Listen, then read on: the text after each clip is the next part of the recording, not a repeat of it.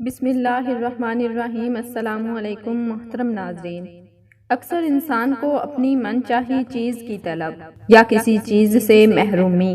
اسے توڑ کر خاک نشیں کرنے لگتی ہے، تو وہ سوچتا ہے کہ جو اس سے لے لیا گیا وہ واپس ملے گا یا نہیں۔ تو سنو، جب اللہ تعالیٰ کوئی من پسند چیز تمہیں لوٹانا چاہتا ہے نا، تو اچانک تم پر کچھ خاص نشانیاں اور اشارے بھی ضرور ظاہر فرماتا ہے۔ اللہ تعالیٰ خود قرآن میں تمہیں اس کا اشارہ دے رہا ہے کہ لوگوں کے وہم و گمان میں بھی ایک بات نہیں ہوتی، لیکن اللہ تعالیٰ اس کے ظہور اور تکمیل کے لیے ایسے اسباب پیدا فرما دیتا ہے کہ عقل انسانی دنگ رہ جائے، کیونکہ ظاہری آنکھیں صرف ظاہری حالات کو دیکھتی ہیں، لیکن اللہ تعالیٰ جو کچھ کرنا چاہتا ہے اندر ہی اندر اس کی ہونی کے اسباب پیدا فرما دیتا ہے، مگر تم اپنے ساتھ ستم ظریفی خود کرتے ہو اور سمجھ نہیں پاتے۔ یاد رکھو، جب تک کشتی پانی کے اوپر چلتی ہے تو وہ تیرتی ہے، اور جیسے ہی پانی کشتی کے اندر داخل ہوتا ہے تو وہ کشتی ڈوب جاتی ہے۔ اللہ تعالیٰ خود فرماتا ہے، اے نبی صلی اللہ علیہ وآلہ وسلم، پھر کیا کبھی اس شخص کے حال پر غور کیا جس نے اپنی خواہش نفس کو ہی اپنا خدا بنا لیا؟ تو تم ان چیزوں کا حزن و ملال ہرگز نہ کیا کرو جو تمہیں حاصل نہیں، کیونکہ وہ رب ان چیزوں کو بھی دیکھ لیتا ہے جو تمہیں دکھائی نہیں دیتی۔ اگر آج تم سے کچھ چھین لیا گیا اور واپس ملنے کی امیدیں بھی دم توڑ رہی ہیں، تو سنو، مہربان رب کی محبت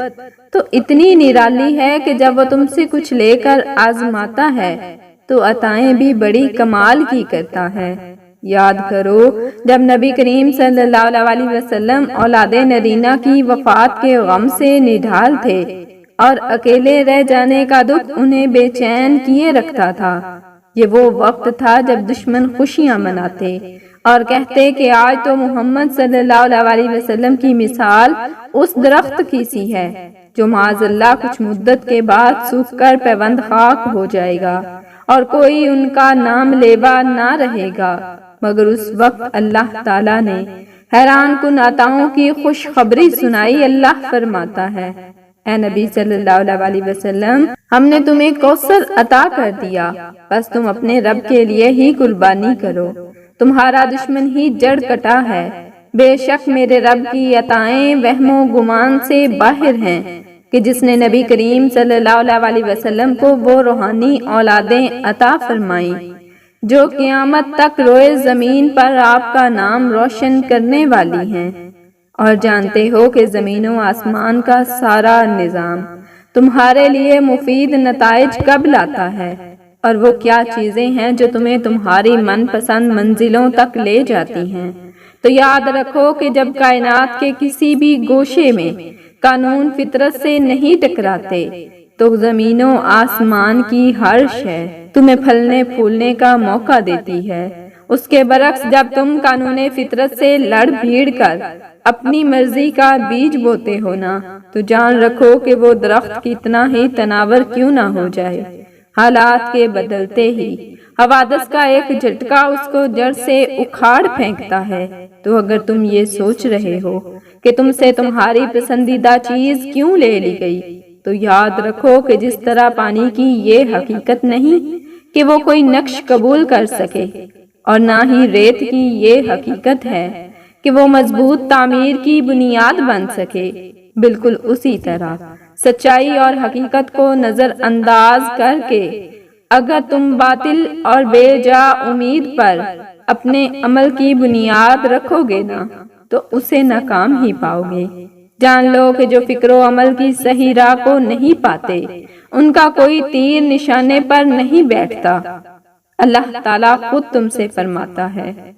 کہ وہی تو ہے کہ جس نے مومنوں کے دل ایک دوسرے کے ساتھ جوڑ دیے۔ تم روئے زمین کی ساری دولت بھی خرچ کر ڈالتے تو ان کے دل سے نہ جڑ سکتے،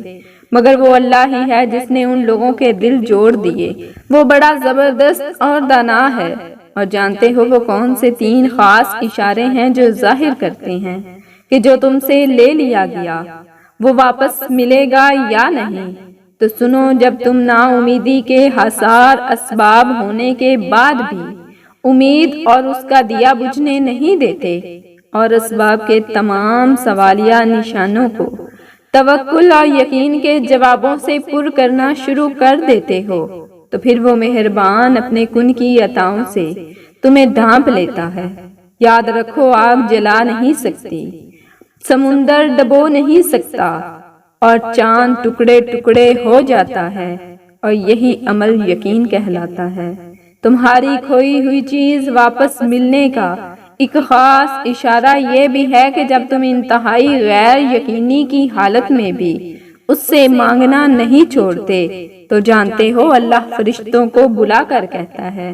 کہ دیکھو میرا یہ بندہ بن دیکھے مجھ پر کتنا مان رکھتا ہے۔ وہ رب جو تمہارے دل کو ہر ان کہی بات کو جانتا ہے، لیکن وہ اپنے فرشتوں سے پوچھتا ہے کہ اپنے بندے کی عظمت کو جان لے، تو فرشتے اللہ تعالیٰ سے کہتے ہیں کہ یہ آپ کی رحمت کا بہت طلبگار ہے، یہ بڑی آس لیے آپ کے در پر آیا ہے، اور دوسری چیز کہ یہ تیرا خوف اپنے دل میں رکھتا ہے۔ تو اللہ تعالیٰ اسی وقت اپنے فرشتوں کو گواہ بنا کر کہتا ہے کہ میرا یہ خاص بندہ جس چیز کی خواہش اور طلب مجھ سے رکھتا ہے میں نے اسے عطا کر دی، جو چیز اس نے مجھ سے مانگی میں نے اس کا مقدر کر دی۔ جانتے ہو جسے رب کریم کی رحمت مل جاتی ہے نا، وہ اس کے تمام بگڑے کام پل بھر میں سنور جاتے ہیں، اور جب اچانک یہ ایک اشارہ ظاہر ہونے لگے کہ سمجھ لو اللہ پسندیدہ عطائیں تمہارا نصیب کرنے والا ہے، جس نفس لوامہ کو تم نے اپنی بے جا خواہشات اور انگنت آرزوؤں کے لیے تھپکیاں دے کر سلا دیا تھا، وہ اچانک ہی جاگ اٹھتا ہے، جو تمہیں ہر برائی کے شکنجے سے نکال کر تمہیں پاک کر دینا چاہتا ہے۔ یاد رکھو اللہ نے تمہاری فطرت میں جو محاسب بٹھا رکھا ہے وہ اتنا جاندار ہے کہ اس سے تمہاری کوئی بات چھپی نہیں رہ سکتی، چاہے تم کتنے ہی عذرات تلاش لو اور خود کو کتنا ہی فریب دے لو، تمہارے اندر روح کی پاکیزگی تمہیں اس مہربان رب کے آگے جھکا کر طہارت کی بلندیوں تک لے جاتی ہے، اور پھر تمہاری ناممکن دعا شرف قبولیت پا لیتی ہے۔ یاد رکھو کہ اللہ نے حقیقت کی خبر دینے والی نشانیاں دکھانے میں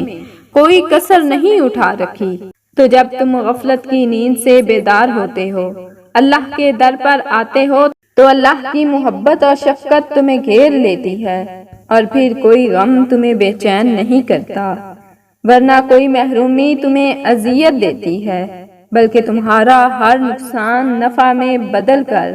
کہ ممکن کو ممکنات میں بدل دیتا ہے۔ جانتے ہو اگر خود پر بھروسہ اور اللہ پر یقین گہرا ہو